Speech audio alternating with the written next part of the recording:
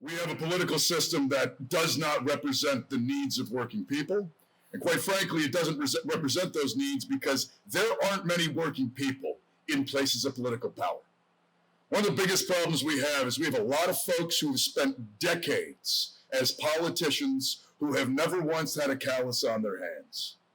These are people who do not understand that when you write and craft policy, when you implement policy, it has a real material outcome for people in the real world. And for those of us that live down here, for those of us who watch our wages stagnate while we see the price of goods and services go through the roof, those of us who watch our healthcare system collapse because it is not built to provide healthcare, it's built to pad the bank accounts of some health insurance company CEO. Those of us who watch a collapsing public education system, who are watching the collapse of, frankly, the infrastructure of this nation that we need to continue functioning, we all see this happen and we suffer the consequences. For us, it's not words on paper.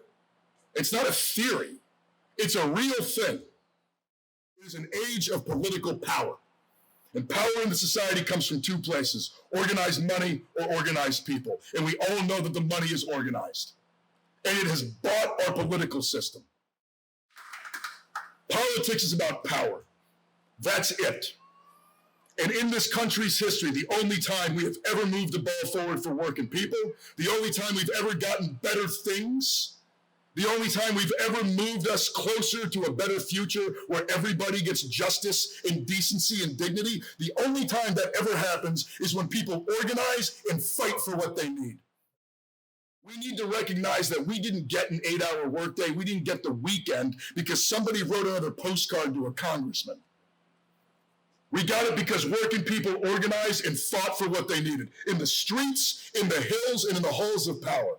We need to recognize that it is not about asking permission. It is about taking what we deserve.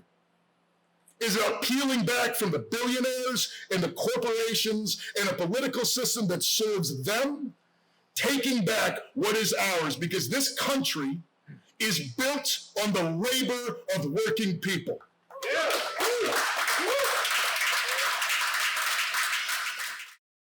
We need to show the nation that this is the politics of the future. That working people who have been divided year after year after year by a polarized political system, that we're actually going to wake up. We're seeing through the nonsense now, and we're realizing that it's only in each other that we're going to build the solidarity necessary to take back our politics and take back this country for working people. Yeah.